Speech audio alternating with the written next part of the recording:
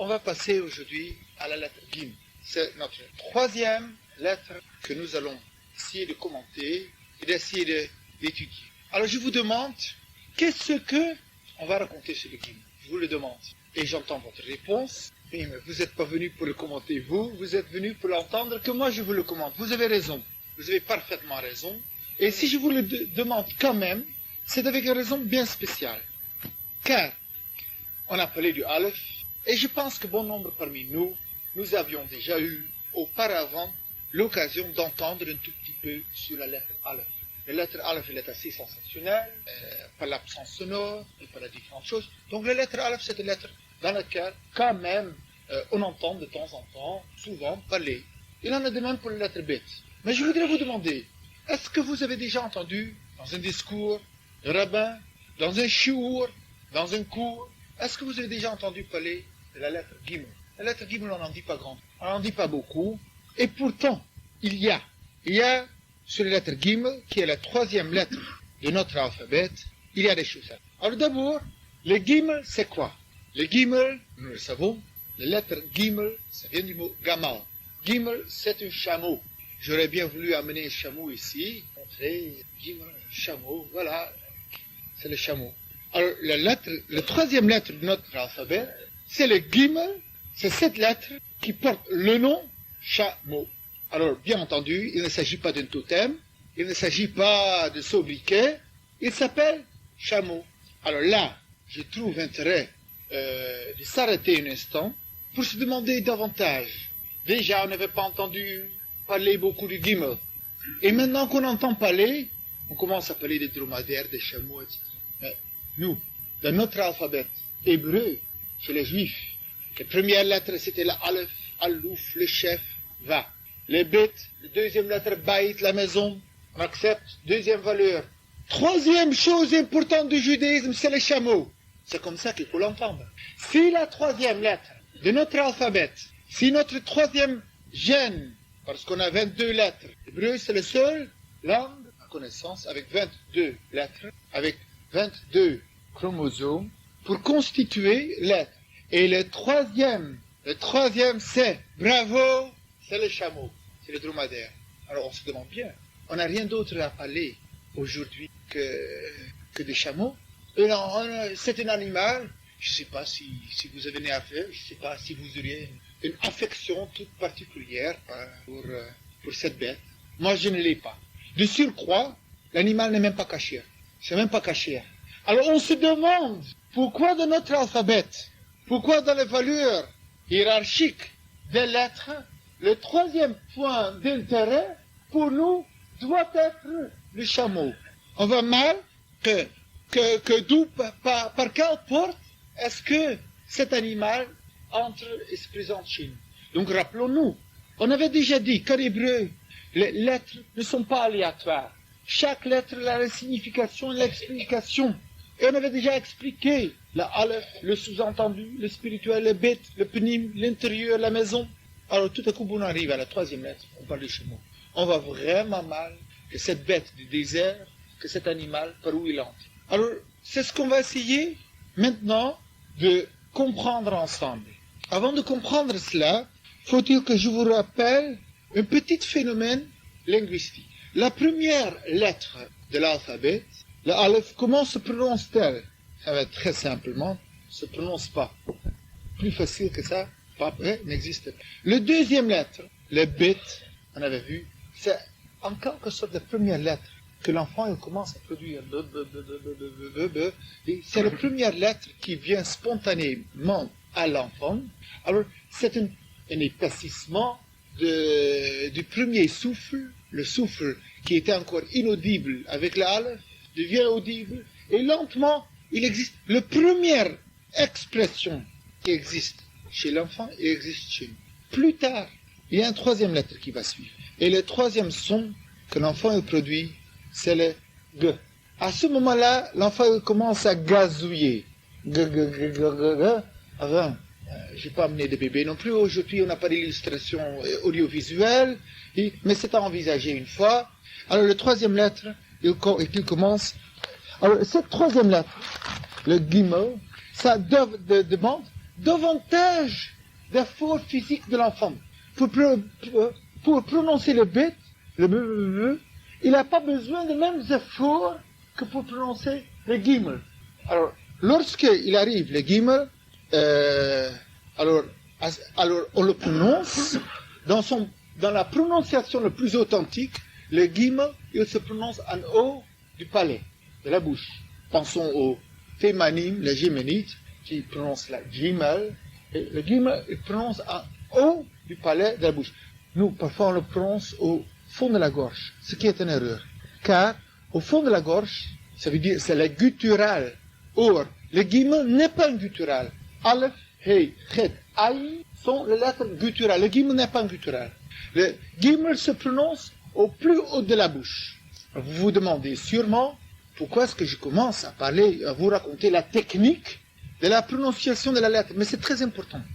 Car cette lettre qui est donc prononcée par la partie la plus haute de la bouche, parce que c'est cette lettre qui va être le représentant de tout ce qu'il est le plus haut.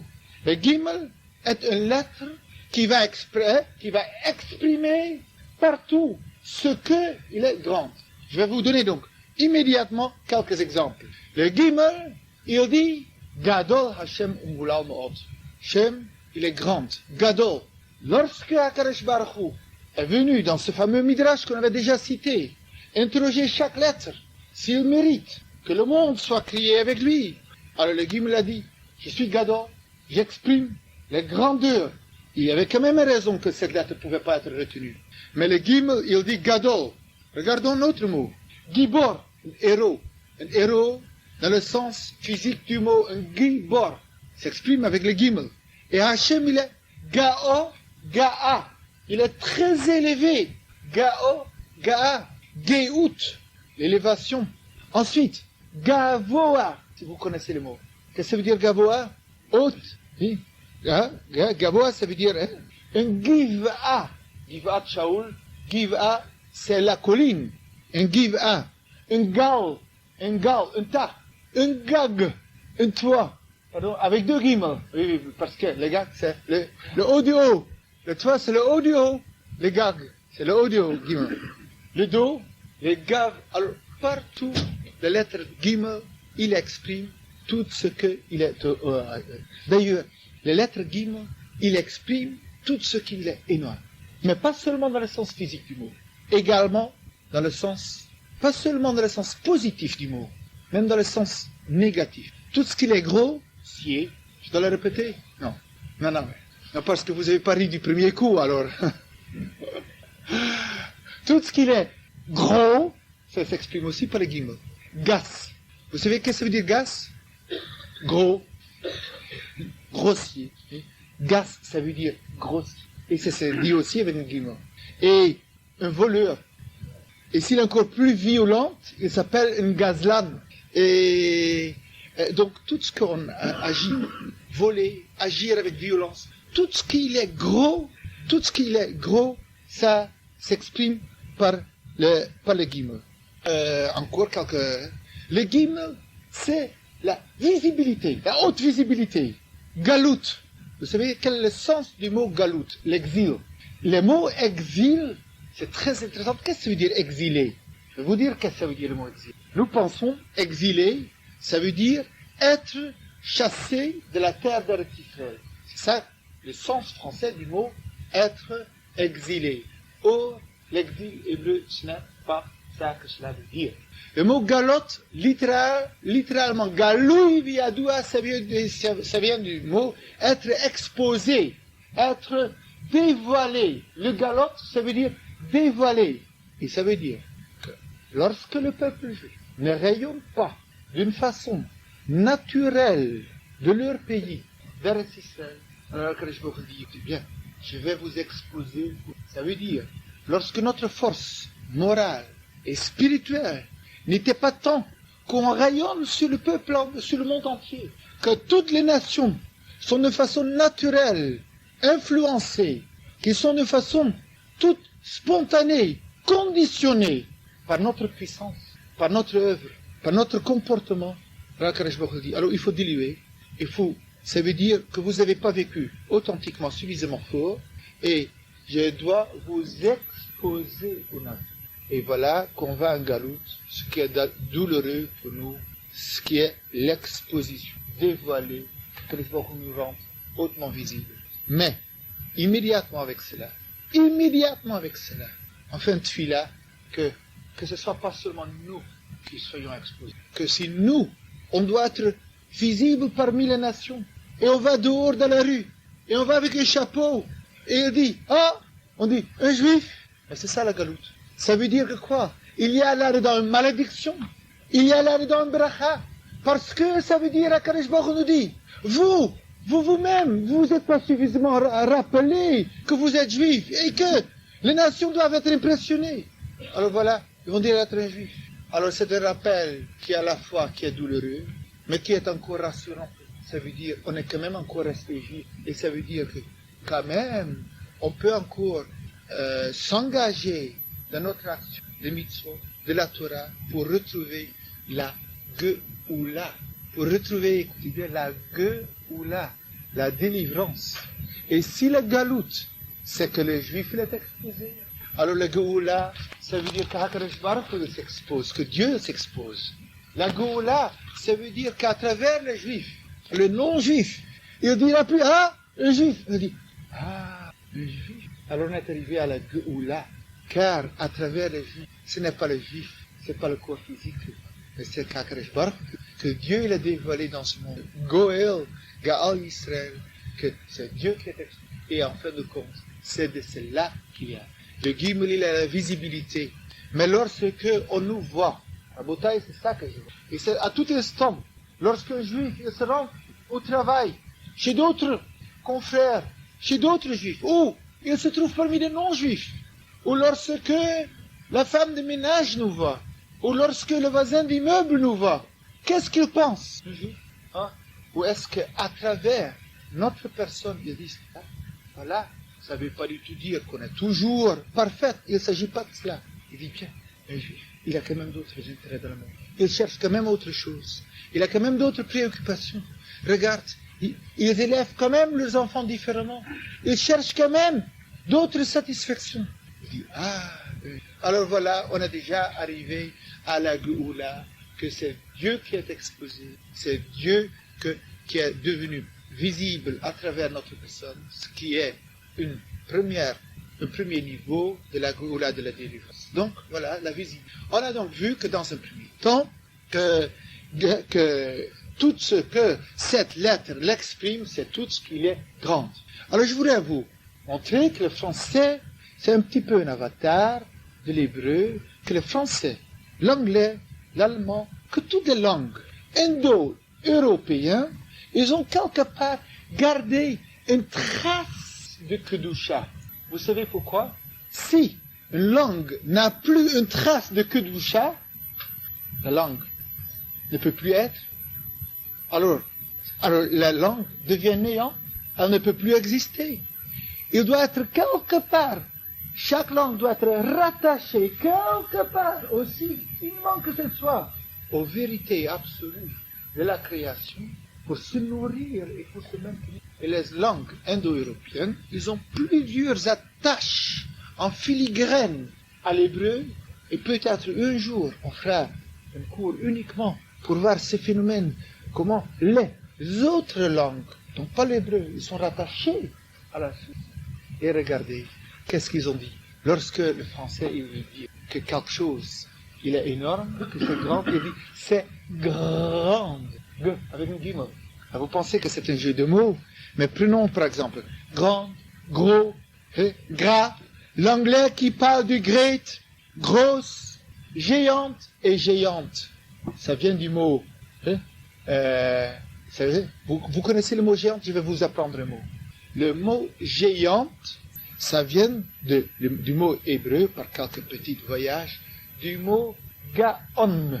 Et qu'est-ce que ça veut dire un gaon? Un génie. Donc, parfois en français, le G a dégénéré en G. Alors c'est difficile à entendre. Mais ce mot géant, ça vient du mot gaon, qui viennent donc encore un de ce mot, un gaon, un génie. Alors, un géant, généreux.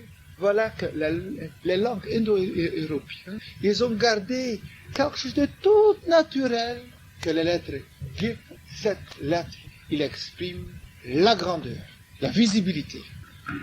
D'une façon générale, on peut dire donc la chose suivante, que tout ce que il est très visible, ça s'exprimait par le Gimel, et tout ce que le monde, l'évolution du physique de l'extérieur, Geshem, la pluie, dans quel sens? Gashmiyut, tout ce qu'il y a matériel physique est très visible, c'est exprimé par cette lettre, tout le monde matériel explique. Encore un mot, quand on veut rendre quelque chose plus grand, il faut y ajouter aussi gam. Le mot gam, il vient agrandir et ajouter. Bon, maintenant, retournons à nos chameaux. Désormais, ça deviendra notre expression. Retournons à nos chameaux, parce que n'oublions pas que tout ça c'est bien beau, mais où est-ce que le chameau il entre en jeu? Maintenant c'est simple, parce que dans le Proche-Orient, en Eretz Israël, quel est l'animal qui est le plus grand? C'est le chameau, c'est le gamal. Donc, lorsque dans l'Orient, on veut montrer ce qui est la visibilité, c'est très bien. Vous savez qu'est-ce que ça veut dire? Il est riche. Ahmed, il a 10 chameaux. C'est qu'Ahmed, il est riche. Parce qu'il a 10 chameaux. Peut-être il y en a 100 diamants, mais les 100 diamants, on ne peut pas le voir. Les 10 chameaux, on le voit. C'est visualisé. Alors voilà. Donc, c'est une lettre qui exprime la taille, parce qu'il a la taille. Et le Gimel lui-même, courte, haute. Voilà. Maintenant, il faut savoir encore une chose qui est très importante et qu'il faut absolument préciser. La troisième lettre exprime des choses qui sont grandes, gros, géniales et très élevées. Mais pas tout ce qui est gros, grand et génial dans la vie, ce n'est pas forcément caché. Les choses les plus visibles, les plus extraordinaires, les plus impressionnantes ne sont pas forcément cachées. Et peut-être que la visibilité en soi est un élément pour devenir pas caché. Les véritables valeurs juives se trouvent dans le tzniut, d'être caché, d'être retiré, de ne pas être trop exposé. Et le fait même d'être si visible, si extraordinaire, vous savez, oui, prudence, certaine distance, ça a son intérêt. Shemoulas, mais la Torah dit, il est trop visible, il se met trop en avant pour être caché. Et voilà que le Gimel, le Gamal, il n'est pas caché. Maintenant, on va donc voir, et c'est la chose qu'on doit voir maintenant, pourquoi est-ce que cette troisième lettre de l'alphabet, on a donc saisi maintenant, qu'est-ce qu'il exprime? Il exprime la grandeur, la visibilité. Et pourquoi est-ce que c'est la troisième lettre de notre alphabet qui doit exprimer la visibilité? Maintenant, on va essayer de comprendre la suite dans les idées. Pourquoi est-ce que c'est cette troisième lettre qui doit en effet exprimer la visibilité? Alors, pour la simple raison que la chose suit. La première lettre, la Aleph, je vous rappelle, c'est une lettre insonore, qu'on n'entend pas. C'est une lettre qui n'exprimait pas ce qu'il est écrit, ce qu'il est dit, mais ce qu'on ne peut pas écrire et ce qu'on ne peut pas dire. La lettre Aleph, c'est la lettre de la métaphysique. On l'avait déjà dit. La Aleph, ça veut dire c'est antérieur à tout, et c'est le monde de l'intérieur du monde spirituel. La deuxième lettre, la lettre Bet, il exprime l'intérieur. Ça veut dire toute personne a une première préoccupation de son propre être qui est au-delà de toute relation. C'est le problème existentiel de son être. Le deuxième problème que la personne a, c'est dans l'espace, dans l'intérieur, dans la relation. Son foyer, c'est l'espace. Et la lettre Bet, il exprime l'espace. Dans la métaphysique, il n'y a pas d'espace. Dans le Bet, le be, dedans, le bail, il y a l'espace. Et lorsqu'il y a un espace, il y a une confrontation, il y a une rencontre. Un homme Qu'est-ce qui crée l'espace? C'est la maison qui crée l'espace. C'est les murs. Désormais, mes expériences sont délimitées. Et lorsqu'il y a un espace, lorsqu'il y a un intérieur, faut-il savoir qu'un intérieur, c'est une confrontation. Ishto, zui beto. Et le véritable sens de l'intérieur, c'est la confrontation avec autrui, avec son épouse, celle qui définit la qualité. L'intérieur, c'est pas le mur, c'est pas la paroi, c'est pas la tapisserie, mais la façon dans laquelle cet intérieur l'a vécu, et ça c'est déterminé par la maîtresse maison, Ishtozu Beto, c'est pourquoi nos sages disent le véritable sens de la maison, c'est l'épouse, et c'est le deuxième. La troisième préoccupation de l'homme, ce sera quoi? Si maintenant la dimension métaphysique il y est, elle y est. Si maintenant l'espace intérieur, la relation il y a une qualité de vie. La troisième chose que l'homme va chercher, c'est la forme. La forme également conditionne ce monde. Il n'existe pas de choses sans forme. Il n'existe pas de matière sans forme. La troisième chose qui nous préoccupe, c'est les formes des choses. Maintenant, on veut voir à quoi ça ressemble. Et on va voir. Et lorsque la forme doit être rendue, doit être représentée, qui va représenter les formes? Alors c'est simple, ça va de soi. Que la forme peut être exprimée par celui qui a la forme la plus impressionnante. Celui chez qui la forme est la plus visible. Par définition, la aleph, c'est l'absence de la visibilité. Par définition, la forme doit être exprimée par le plus visible. Et qui est le plus visible? Alors c'est le gamal, c'est le chameau. Et puisqu'il est le plus visible, puisqu'il est le plus exposé, c'est lui qui devient le représentant, c'est lui qui devient la traduction, c'est lui qui devient l'expression de tout ce que dans le monde il y a la forme. C'est pourquoi la troisième préoccupation, la troisième lettre de notre alphabet, elle exprime la forme. Car, en effet, dans la chronologie de nos expériences, il y a une chronologie qui amène que les formes, c'est la troisième préoccupation de l'homme. La première, c'est son existence métaphysique. Le deuxième, c'est l'affirmation de sa personne à travers l'intérieur, l'espace, avec autrui, la relation, le pénible. Et le troisième, donc le deuxième, c'est une certaine forme de la sécurité. Et le troisième, ce sera les formes.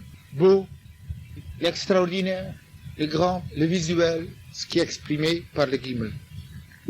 Mais on comprend pas la même chose. Qui est la forme le plus grande? C'est la richesse. La richesse. Être riche, d'être gadol, d'être grande, qui est la forme le plus extraordinaire. Mais le danger, il est lorsque la forme devient un critère. La forme doit être une expression de quelque chose. Mais lorsque la forme va prendre possession du monde, et lorsque la forme, elle devient un substitut pour le fond, à ce moment-là, ça deviendra dangereux. Lorsque le riche, il est là, et le riche dit, je suis quelqu'un, parce que je suis riche. Et malheureusement, dans le monde, c'est comme ça. Dans ce monde d'aujourd'hui, on s'affirme parce qu'on est riche. La richesse, pourquoi est-ce qu'elle est importante? Aujourd'hui, la richesse, elle est importante. Car, Rabotai, c'est ce que je voulais vous dire. Beaucoup de gens aspirent à la richesse parce qu'ils pensent pas seulement que la richesse, ça va leur apporter un bonheur. C'est pas la seule raison pour laquelle ils veulent être riches. Ils pensent, si je suis riche, alors je suis quelqu'un. La richesse, ça donne une identité. Je suis quelqu'un parce que je suis riche. Ça veut dire, je suis hautement visible. Tout le monde peut me voir. Et si tout le monde peut me voir, c'est donc que je suis quelqu'un. Réponse dans la Torah, tu es quelqu'un. Absolument, pertinemment sûr, tu es quelqu'un. Mais qu'est-ce que tu es, un gamal, un chameau? Tu n'es pas caché. La richesse, Rabotai, n'est pas forcément cachée. La richesse doit encore gagner ses lettres de noblesse. Et je le dis ici, entre parenthèses, que cette ville de Marseille, qui est peut-être une ville riche, Oui, non. C'est une ville, je vous le dis, avec beaucoup d'affection. Combien nous, je parle là, mon épouse et moi, combien nous sommes impressionnés de cette ville de Marseille. Rabotaï, nous ne savons pas combien la richesse de la ville de Marseille est une richesse qui est cachée. C'est incroyable lorsque dans cette ville, il y a semaine après semaine une hiloula, une hezger, une soirée pour la yeshiva Ketana, une soirée pour une hezger, une hiloula ce soir. Et que jour après jour, les sommes qui entrent par un milieu qui est quand même modeste, on n'est pas à Paris. Nous avons ici fait allusion au Dal, au Zir Dalim, Hoshiana, qu'on dit à Sukkot, HaKadosh Baruch Hu. Toi tu es au Zir Dalim, c'est toi qui aides les Dalim, les pauvres. Et le Gimel dit, HaKadosh Baruch Hu, attends, laisse-moi une chance aussi. Parce que le Gimel il dit, Gomel Dalim, moi je voudrais aider les pauvres. HaKadosh Baruch Hu dit, mais si c'est comme ça, tu fais mon travail, tu fais mon boulot. Parce que c'est HaKadosh Baruch Hu qui devrait aider les pauvres.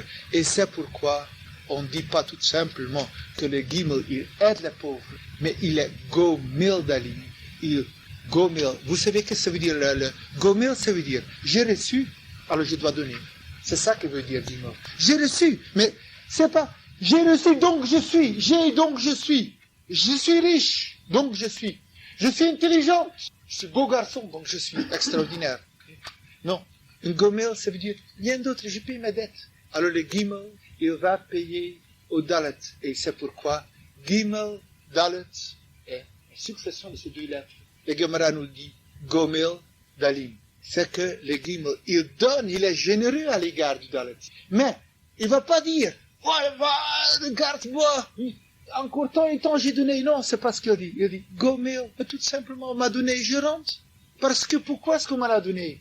En fin de compte, c'est ce que chaque juif sait si bien. Ça n'existe pas d'être riche. Si HaKadosh Baruch Hu, il a donné beaucoup de l'argent, ça veut dire qu'il a fait de chaque juif trésorier. Et en fin de compte, on aime bien chacun chez nous. On aime notre indépendance. Et on n'aime pas chacun parmi nous, il voudrait être président. Alors si pas chacun peut être président, chacun ne peut pas être secrétaire de parti, mais au moins chacun peut être trésorier d'une caisse de tzedaka, la caisse qu'HaKadosh Baruch Hu nous a donnée, et c'est cela Gomel Dalim. HaKadosh Baruch Hu m'a donné parce que je dois m'en occuper, alors je suis Gomel Dalim. Et le Gemara ajoute encore un mot, c'est la chose suivante, que pourquoi est-ce que le Gimel, il a son regard vers le dos du Dalet? Vous regardez bien, vous voyez le Gimel, il est là, il est ouvert, mais il regarde le dos du Dalet. Pour deux raisons. Parce qu'il ne faut pas attendre que le Dalet vienne. C'est le Gimel qui doit courir derrière le Dalet. C'est le riche qui doit courir derrière le Dalet. Ça ne doit pas être l'inverse. Deuxièmement, pour permettre au Dalet, aux pauvres, de garder l'anonymat. Pour ne pas le confronter. Tu m'as vu, c'est moi, non? Ton bienfaiteur.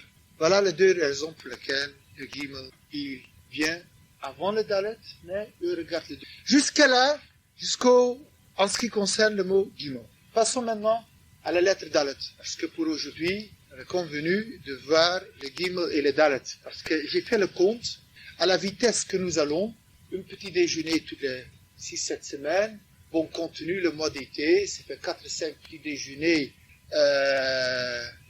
par an. Alors, peut-être fin 92, lorsqu'on intégrera l'euro, et avec le nouvel marché, et lorsqu'il y aura une langue universelle, on aura fini à apprendre les... Mais c'est quand même un peu lente.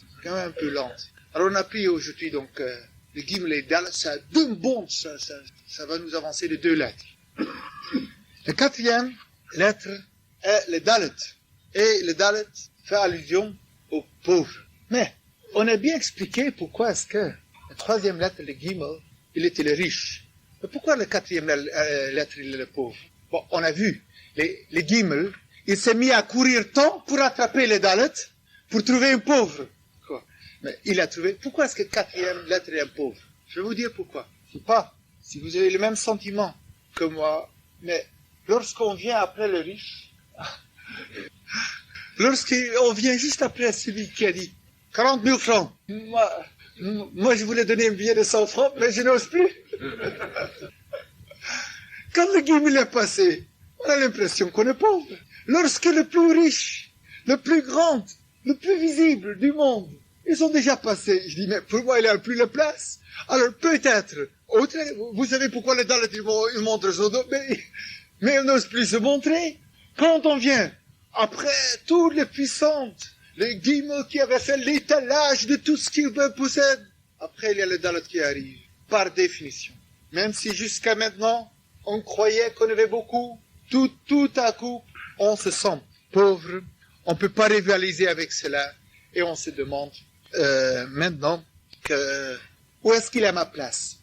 Voilà exactement là on doit arriver. Après le Gimel, arrive la question du Dalet, et le Dalet, c'est celui qui se pose la question, où est ma place? Moi, je suis pauvre, moi j'ai rien. Est-ce que pour moi, il y a encore la place dans ce monde? Après les riches, on avait tout.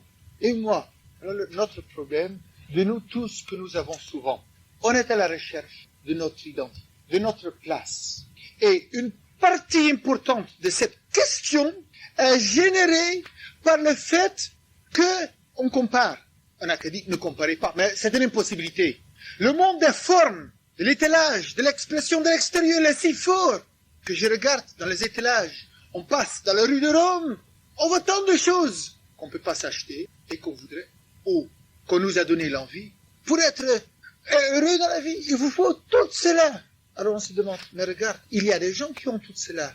Alors moi, est-ce qu'il y a encore la place pour moi? Où est ma place? Et on va à la recherche de sa place. Le pauvre doit chercher. Et qu'est-ce que le pauvre va trouver? Le pauvre, il va trouver que c'est pas la peine de rivaliser, de chercher à faire le grand. Il n'a pas. Tout juste, il a une costume. Et il ne peut pas exposer. Alors, qu'est-ce qu'il doit faire? Bien, le pauvre, il verra que contrairement à ceux qui sont aisés et qui n'ont besoin de rien faire, celui qui est aisé, il peut se permettre de rien faire. Le pauvre, c'est quelqu'un qui doit agir. Si le pauvre veut vivre, si celui qui est démuni de tout, il veut survivre, il lui reste une seule possibilité, c'est d'agir. Et agir, c'est ce que cette quatrième lettre de Dalet exprime. Je vais vous montrer. Car, si jusqu'à maintenant on a dit que le Dalet, il fait allusion au Dal, au pauvre, ça c'est un remèze, une allusion. Mais quel est le sens de la lettre Dalet? Dalet c'est une porte. Dalet c'est une porte. Dalet, vous savez, c'est une porte. Il y a une maison, on entre, on sort avec une porte. Et la porte, je vous pose la question porte, chers amis. Je vais vous poser une question troublante. Je suis sûr, cette nuit, vous n'allez pas dormir. Vous n'allez pas dormir, c'est tout. Vous n'allez pas dormir.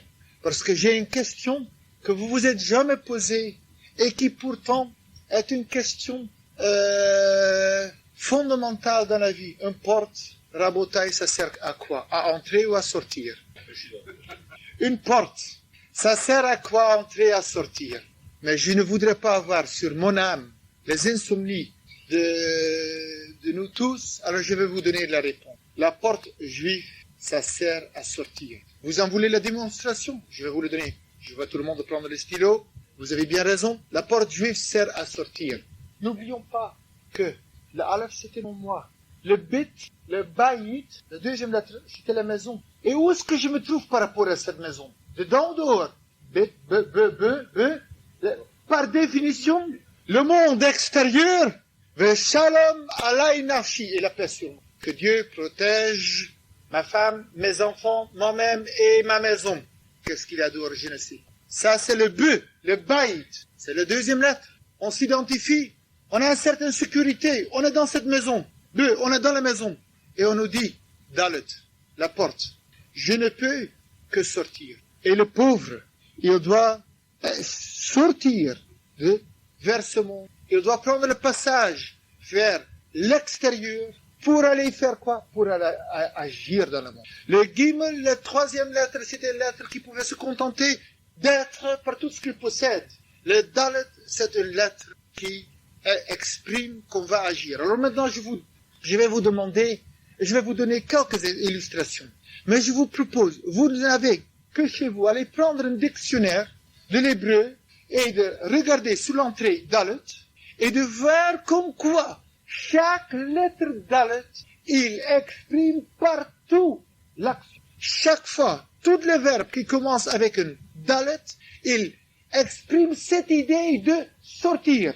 Dala, puiser, faire sortir de l'eau d'un puits. Dala. Dacha, reposer quelqu'un, faire sortir. S'il ne veut pas sortir de la maison toute seule, eh bien on l'aidera, on donne un coup de pouce. Dacha. Disha, la douche. Vous connaissez le mot disha? C'est un des melachot, un des travaux, des 39 travaux du Shabbat. Lorsqu'on a un grain de blé et on le casse, il faut faire sortir le blé de l'enveloppe de l'intérieur.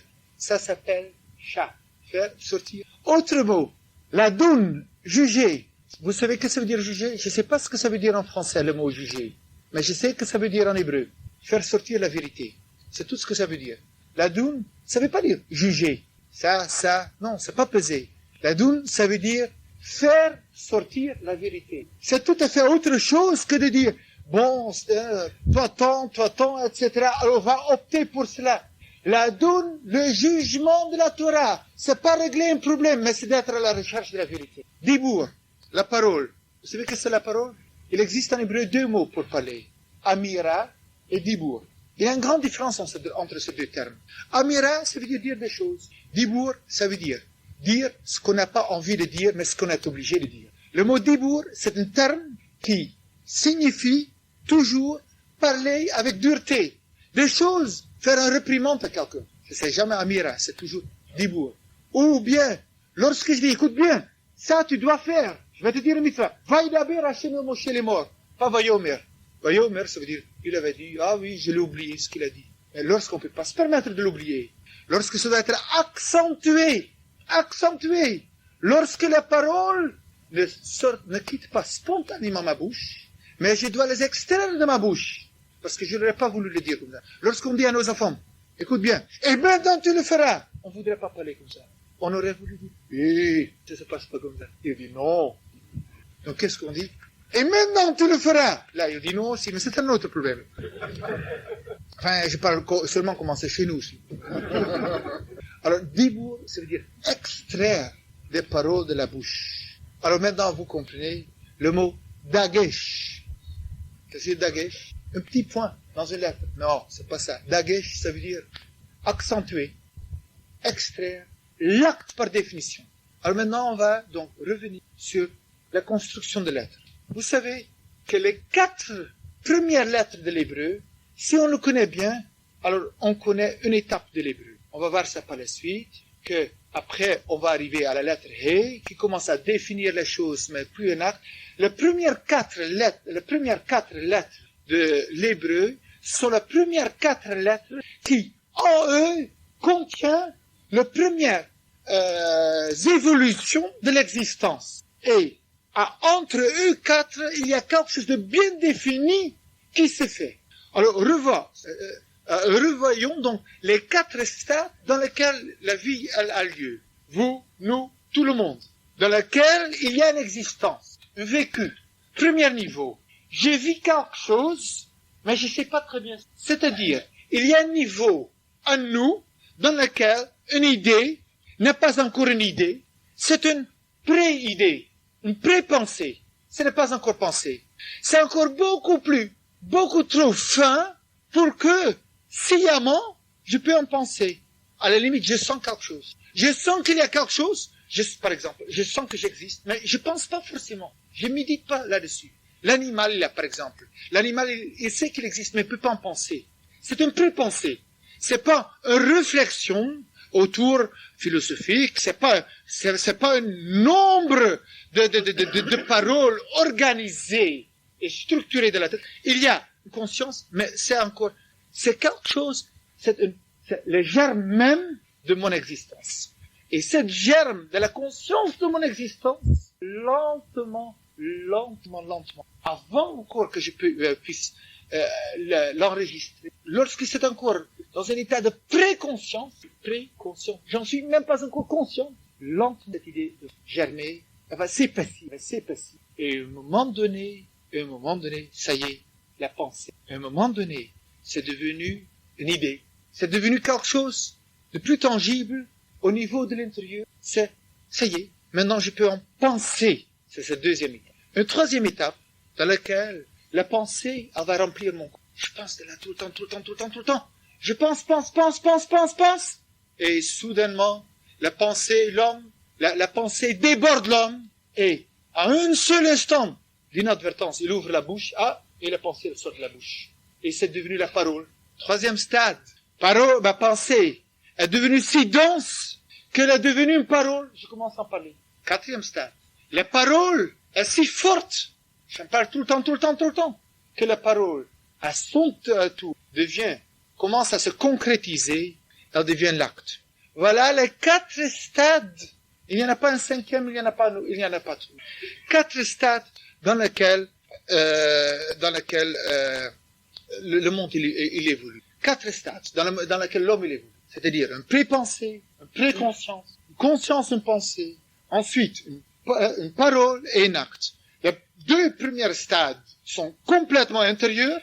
Le deuxième stade, c'est ma communication avec le monde. Parole et l'acte. Alors, dans la tradition juive, toute chose dans l'existence, dans le monde il est constitué par 4 éléments. Le feu, l'eau, la terre et l'air, 4 éléments. Et ces 4 éléments, ils se trouvent dans ces 4 lettres. Il y a 4 stades dans lesquels tous les existent. Et ces 4 vérités reviennent exactement aux 4 premières lettres de l'alphabet. Le Aleph, on a déjà maintenant expliqué suffisamment. Je crois que ça va maintenant sans autre commentaire. Le Aleph, c'est la préconfiance. C'est la présence de Dieu en nous. Or, on ne sait pas le penser. C'est trop fin. Il ne peut pas être exprimé. Il ne peut pas être parlé. Il est insonore. Mais quelque chose, il est là. Quelque chose. Et c'est ce qu'elle exprime la lettre Aleph. C'est la première inspiration. Ensuite, commence conscience. À l'intérieur de la maison. Le bête, le baït, le tor. Le bête, le pnim, c'est la pensée. La deuxième lettre, c'est la pensée, et qui est donc le deuxième stade. Le troisième lettre, le guillemot, c'est la forme. La forme, c'est une première expression, sans le savoir encore, vers l'extérieur. Il exprime la parole, la forme de tout ce qu'il y a d'extérieur à percevoir. Avec les formes, on n'a encore rien. De même qu'avec une parole, on n'a encore rien. Mais on se fait quand même une idée. De même, si quelqu'un me parle, je vais faire ça et ça. Ça doit être quelqu'un. Après, on ne fait rien. Mais on se fait une idée. À travers une forme, on peut se faire une idée. De même qu'à travers une parole, on peut se faire une idée. Mais avec la sortie vers l'extérieur, on commence à agir. C'est l'acte. Les 4e lettres qui ensemble résument la totalité de l'expérience humaine. C'est l'homme, il a commencé à agir. Quelque chose d'entier. Maintenant, l'être, il est là, il a agi. Donc revenons. On avait dit que le Dalet, c'est le pauvre. C'est celui qui n'a pas. Mais celui qui n'a pas, ça ne veut pas dire qu'il ne peut pas avoir. Mais uniquement, il ne peut pas plonger son fauteuil et se laisser détendre. Le Dalet, comme chaque lettre, dans sa misère, a un bracha. Si d'une part, il n'en a pas, il en a d'autant plus la possibilité d'être à la recherche de la perfection de son soi, de son monde, puiser, de sortir tout le potentiel, tout ce qui se trouve dans lui, tout ce qu'il y a dans nous qu'on ne fait pas sortir. Mais ne serait-ce que de le pousser vers l'extérieur d'Achon. Et regardez, je vous demande, dans le dictionnaire, pour étudier chaque verbe que vous trouvez avec une dalet, et vous allez voir que chaque verbe que vous allez trouver avec une dalet, il y en a encore des dizaines que je vous ai pas mentionnées, qui expriment toute cette idée que l'homme il doit, dans sa pauvreté, s'affirmer, il doit agir. Et il existe 2 sortes d'actes. Il existe l'acte qui ne correspond pas à une parole, qui ne correspond pas à une pensée, un acte terroriste, un acte vague, un acte non réfléchi, pas mérité, non voulu, pas conscient. Mais c'est pas de cet acte qu'il s'agit. Il existe ici de l'acte qui est le résultant de ce qu'on assume la Aleph, la présence de Dieu, que ça devient une conscience, et on en parle, et enfin, un acte rempli de tout. Et ça se résume dans le mot da'at. Da'at. Vous savez ce que ça veut dire da'at? Le savoir. Qu'est-ce que c'est le savoir? Il a à voir avec les lettres dalet. Je vais vous dire. Le savoir. Car le savoir hébreu n'est pas un savoir intellectuel.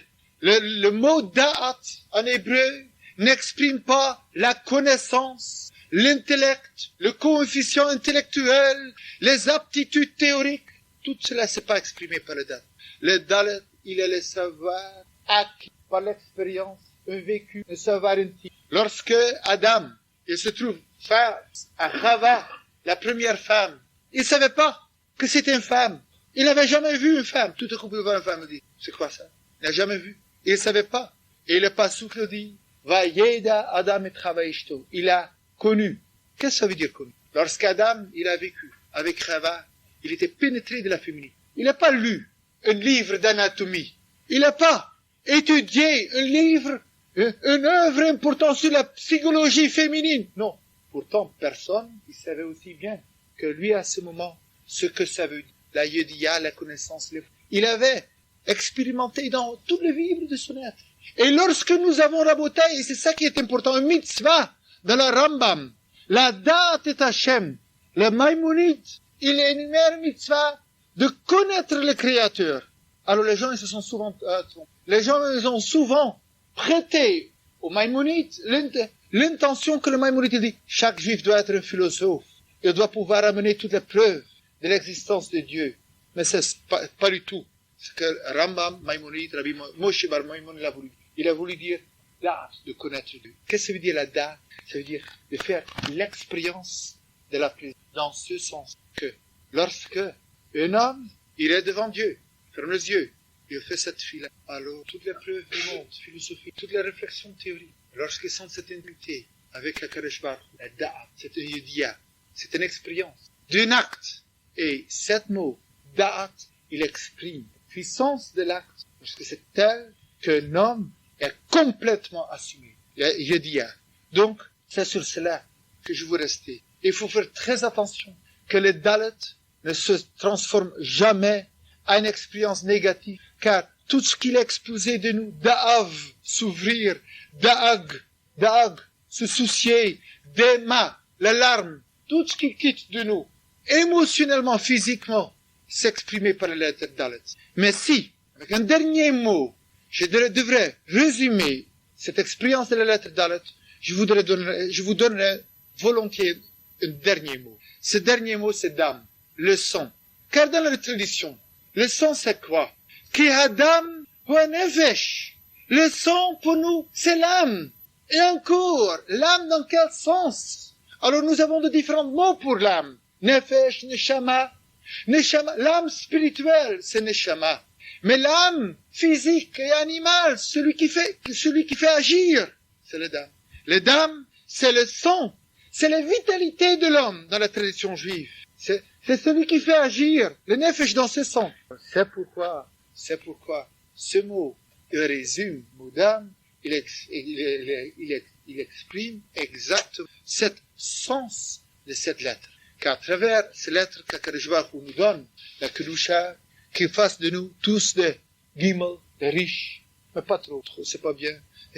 Et qu'il fasse de nous, qu'il donne la force de cette lettre dalet à tout instant, ne jamais de se contenter, croire. Et lorsque cela nous prend, la réflexion dépressive, mais en fin de compte, dans ce monde, je suis en trop, parce que lui, si je le regarde, lui, il est plus intelligent que moi, lui, il est plus fort, lui, il est plus riche, lui, il est plus sain, lui, il est plus visible, plus belle, plus grand, plus génial, plus.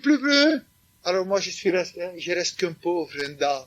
Et lorsqu'on reste un pauvre, je vous dis, tu es pauvre, moi que j'ai besoin. Car tous ceux-là qui font rien, je suis pas grand chose. Nous, les pauvres, nous allons agir. Et qu'Akadosh Baruch Hu nous donnera toujours cette force d'agir, de nous affirmer dans les mitzvot et de ensemble construire, à travers toutes ces mitzvot, nous irons de Galout, de l'exil à la Geoula, à la délivrance rapidement, Bezrat Hashem. Amen.